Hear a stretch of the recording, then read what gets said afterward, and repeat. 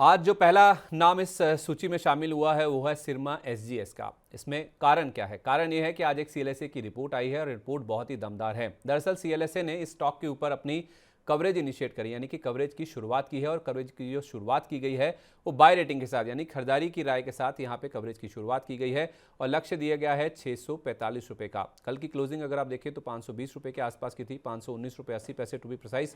और वहाँ से सीएलएसए कह रहे हैं कि 24% की अपसाइड आ सकती है, यानी कि 650 रुपये तक के स्टॉक जा सकता है। क्यों जा सकता है? क्योंकि FY23 से FY26 के बीच में इनकी जो आय है, जो रेवेन्यू है, उसमें 38% की CAGR ग्रोथ देखने को मिल सकती है, ऐसा सीएलएसए मानते हैं।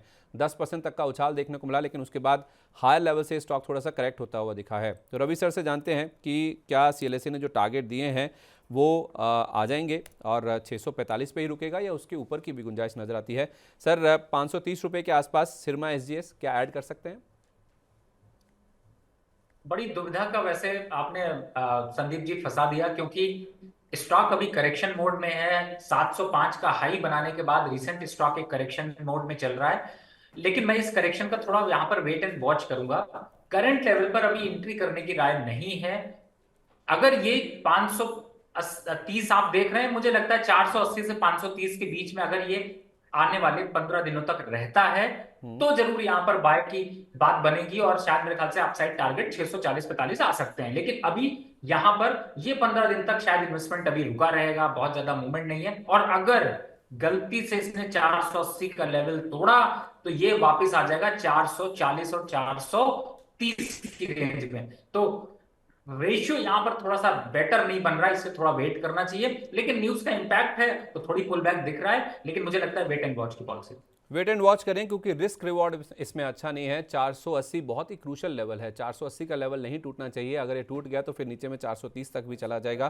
तो उस लिहाज से थोड़ा सा वेट कीजिए। वेट एंड वॉच की जो रणनीति है वो स्टॉक में अगर आपको लेके चलनी है तो वो शायद आपके लिए ज़्यादा बेटर रहेगा। भारतीय एयरटेल, यहाँ पे भी न्यूज़ फ्लो है। आज एक बड़ी ब्लॉक डील होती हुई दिखी है। प्री ओपन में ही अगर आप देखें तो करीब करीब 5 करोड़ शेयरों के कई सारे सौदे जो हैं वो भारतीय एयरटेल के स्टॉक में आज देखने को मिले हैं। इसमें डिटेल ये आई है कि करीब 1% के आसपास की जो हिस्सेदारी है उसने हाथ बदले हैं। जो कई सारे सौदे प्री ओपन में जो ब्लॉक डील विंडो होती है उसमें ही देखने को मिले थे।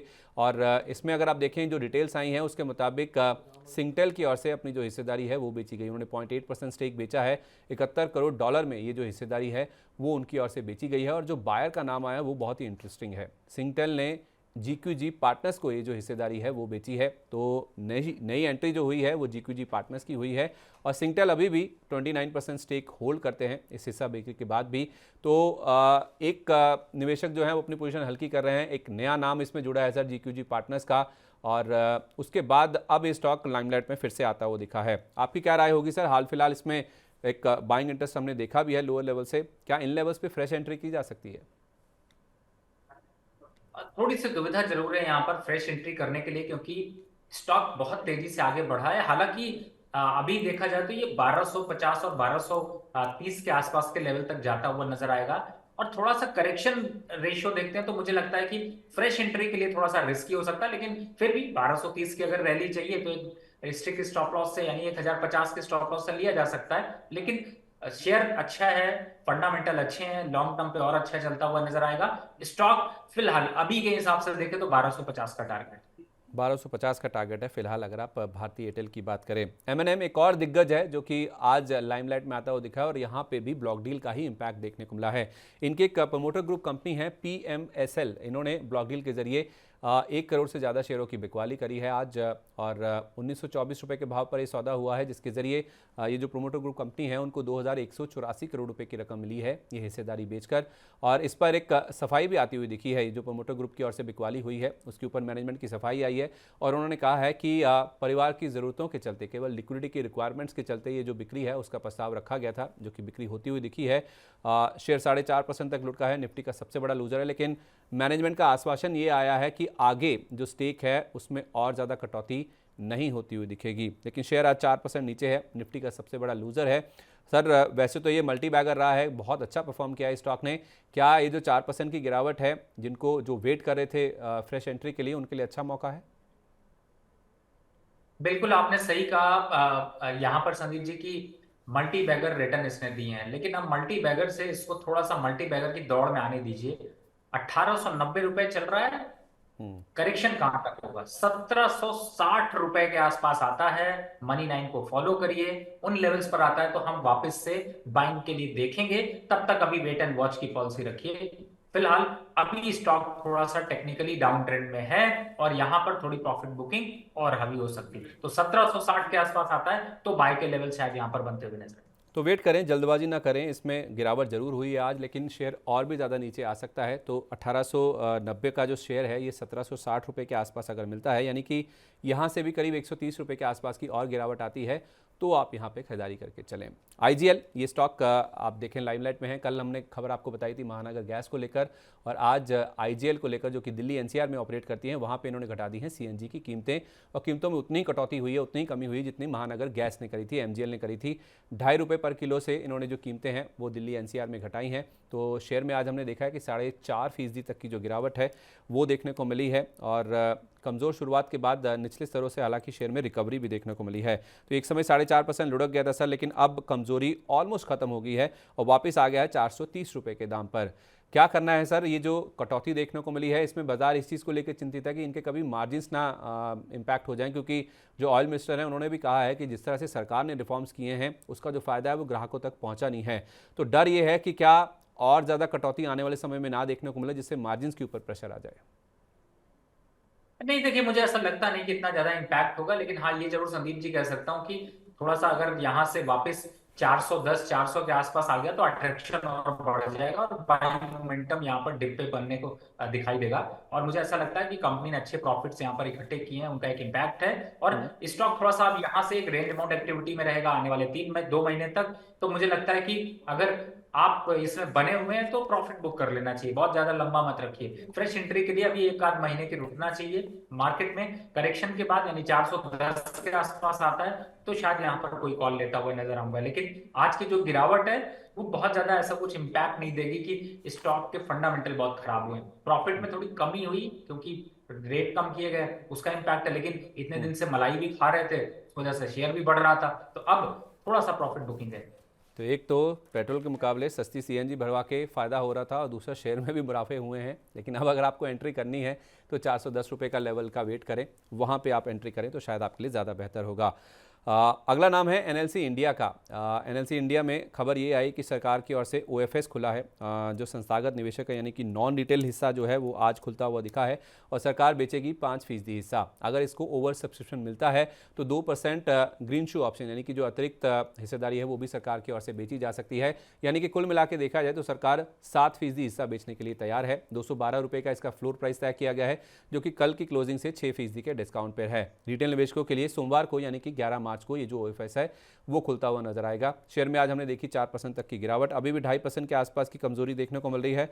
और सर आपको याद होगा हमारे साथ एक दर्शक जुड़े थे सूरज जी, उन्होंने कहा था कि मेरे पास 220 क्वांटिटी है, 249 रुपये का उनका रेट था। तो मैंने उनसे कहा था कि जब हम बजिंग सेगमेंट की तरफ बढ़ेंगे तब आपके शेयर की हम बात करेंगे। उन्होंने कहा था कि मैं लॉन्ग टर्म के लिए इसे होल्ड कर सकता हूं, और 1.5 महीने से उन्होंने इसको लिया हुआ है, और जहां पे इन्होंने लिया था वहां से शेयर आ गया है नीचे। ओएफएस की वजह से तो और भी ज़्यादा गिरावट हो गई है। तो 250 रुपये के आसपास की प्राइस है और 220 रुपये यानी कि ऑलमोस्ट 30 रुपये के आसपास का लॉस हो रहा है पर शेयर। इनको क्या राय देंगे आप? देखिए मुझे लगता है इस लॉस से बहुत ज्यादा घबराना नहीं चाहिए, और मुझे ऐसा लगता है कि इन लेवल्स से एक बार आपको वापस से मोमेंटम दिखाई देगा। और बिल्कुल आपने सही कहा, यहाँ पर ओएफएस का एक इम्पैक्ट है जिसकी वजह से स्टॉक में एक गिरावट है। लेकिन जब आपका लंबा नजरिया है तो मुझे लगता है कि बिल्कुल इसको आप यहाँ पर होल्ड करके रखें, जल्दबाजी नहीं करें। स्टॉक में वापस से 300 के लेवल दिखेंगे लेकिन थोड़ा टाइम लगेगा।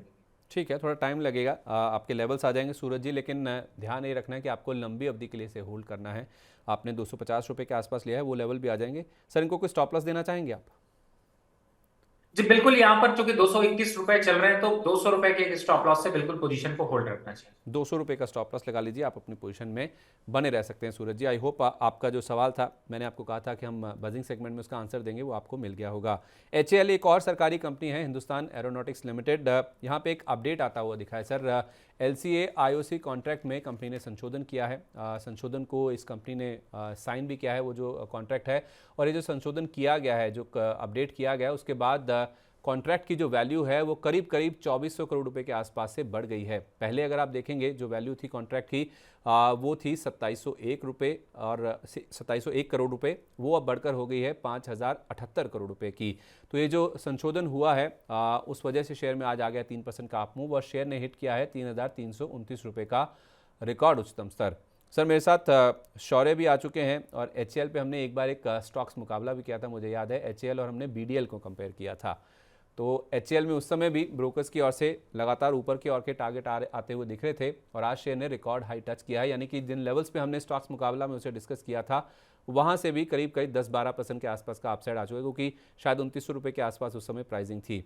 क्या इन लेवल्स पे सर ये जो न्यूज़ फ्लो है, जिस तरह से सरकार का इंडिजिनाइजेशन के ऊपर फोकस है, जिस तरह की ऑर्डर बुक इस कंपनी के पास है और रिकॉर्ड हाई पे शेयर चल रहा है, इन सबको ध्यान में रखते हुए क्या करना चाहिए जिनके पास है या जो फ्रेश एंटर करना चाहते हैं उनके लिए भी?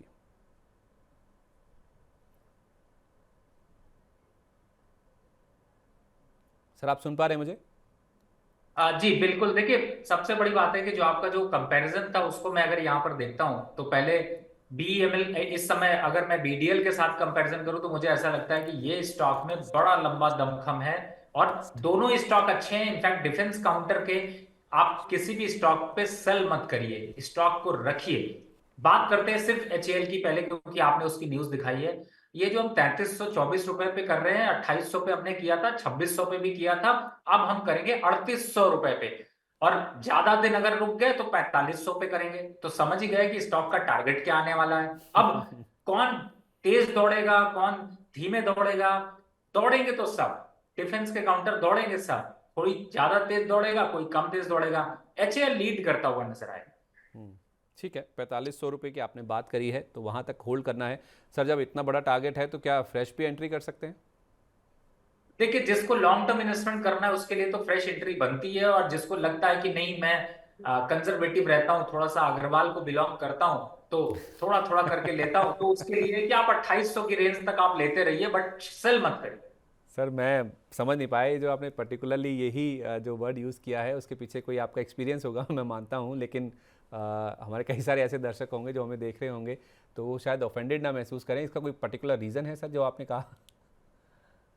नहीं नहीं, देखिए मैं कुछ कम्युनिटीज को फॉलो करता हूं और मैं उनके जो डिसीजंस होते हैं उस पर मैं बहुत पॉजिटिव रहता हूं। प्लीज इसको माइंड मत करिए। मैं एग्जैक्टली exactly. सिर्फ ये कहने की कोशिश कर रहा हूं कि जब आप किसी बिजनेस को करते हैं तो हमेशा बनिया ग्रुप को मैं इसलिए फॉलो करता हूं क्योंकि उनका एक तरीका होता है, कि उनका स्टाइल होता है, वो स्टाइल बड़ा पसंद आता है। और जब उसमें क्या होता है कि खर्च कम करना, जैसे आपने, मैं एक एग्जांपल देता हूं जिससे आप समझ जाएंगे। मोदी जी ने जब उस समय सीएम थे गुजरात के, तो उन्होंने कहा कि मैं गुजराती हूं और मैंने अमिताभ बच्चन को फ्री में साइन करके उनसे गुजरात और कक्ष का जो आपने ऐड देखा वो करवाया। तो क्यों? उसका मतलब है कि कॉस्ट बचाई। और इससे इसीलिए मैंने कहा कि अब मैं बनिया फैमिली की बात करूं, बनिया ग्रुप की बात, वो लोग बहुत कम खर्चे में बड़ा फायदा देखते हैं। वही स्ट्रैटेजी रखिए, प्रॉफिट जो बना सकता है उसको देखिए। वैसे भी सर स्टॉक मार्केट में एक कहावत है, बहुत ही फेमस है, रुपी सेव्ड इज रुपी अर्नड, यानी कि 1 रुपये बचाया हुआ 1 रुपये कमाए होने के बराबर है। शायद उसी वजह से ही आप ये जो पूरा आपने एग्जांपल साइट किया है, शायद उसी से ये काफ़ी इत्तेफाक रखता है। खैर आपने कहा कि शेयर चलने हैं, डिफेंस के स्टॉक सारे ही चलने हैं, तो अगला शेयर जो कि बहुत ज़्यादा चल चुका है सर वो है टाटा केमिकल्स का। पिछले 6 दिन से दौड़ लगा रहा है और लगातार भाग रहा है सर। 2 दिन में तो अगर आप देखेंगे शेयर में ज़बरदस्त अप मूव देखने को मिला है। 2 दिन में ही अगर आप देखेंगे तो 27% चल चुका है और 6 दिन की रैली अगर आप देखेंगे 43% का अप मूव इसमें देखने को मिला है। 1000 रुपये के नीचे से चलना शुरू हुआ है और आज से 1350 रुपये के आसपास का रिकॉर्ड हाई टच कर दिया है। ज़बरदस्त अप मूव स्टॉक में देखने को मिला है। 1 मार्च को खबर आई थी कि फिच ने इसकी जो आइडिया रेटिंग है उसको BB+ पर बरकरार रखा है और जो आउटलुक है उसमें बदलाव किया था, उसे पॉजिटिव से स्टेबल कर दिया था। उसके बाद से तो आप देखिए लगातार इसमें तो ऐसा लग रहा है कि एक फराटा लग गया सर इस शेयर में। आपकी क्या राय होगी सर, जिनके पास है और जो फ्रेश लेना चाहते हैं इस रनअप को देखते हुए, अभी रुकना है या क्या करना है? देखिए, सिर्फ 3 दिनों में 27% स्टॉक चल जाए तो इसका मतलब है आपको विदाई करने का समय आ गया। न्यू एंट्री वाले तो बिल्कुल मत सोचिए और प्रॉफिट बुक कर लीजिए। वापस जाएगा 1400 के आसपास तक के लेवल दिखाई दे रहे हैं, 1350 से 1400 के बीच में। लेकिन इतना क्या इंतजार करना, टॉप आप पकड़ नहीं पाएंगे, बॉटम की तरफ ना बढ़ जाएं, बेटर है मुनाफा वसूल कीजिए। चलिए मुनाफा वसूली कर लीजिए टाटा केमिकल में, जहां तक राय बन रही है। तो बजिंग सेगमेंट को यहीं समेटते हैं।